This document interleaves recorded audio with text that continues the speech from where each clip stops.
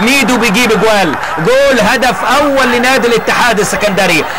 عبد الحميد حسن اتقطعت الكوره وخطفها والى الشباك مررها، وفرحه كبيره كبيره كبيره، فرحه اسكندرانيه لنادي الاتحاد السكندري. على طول تتلعب الكوره وتحضرت هايل وخطفها اجمل، وطلع الهدف الثاني عبد الحميد حسن. فرحه كبيره كبيره جدا لجماهير الصغر، جماهير الاسكندريه. هنشوف مع بعض الهدف ده مره ثانيه. شوفوا اتعملت ازاي، ادي على القصير من قدم رامي سعيد الى عبد الحميد حسن، خطفها وعمل ضربه خلفيه مزدوجه. هذا الهدف لعبد الحميد حسن. اللاعب اللي كمل، هي كانت عدت، كانت مرت، والله ده محمود صبحي وعبد الحميد حسن هو اللي كمل فيها. يبقى صبحي هو صاحب الهدف، محمود صبحي هو صاحب الهدف، وميدو اللي كملها. لكن هي 3 نقاط هم الاغلى، هم الافضل، هم الاجمل لنادي الاتحاد السكندري. 2-0 على النادي الاهلي. الاتحاد كده رفع رصيده الى 26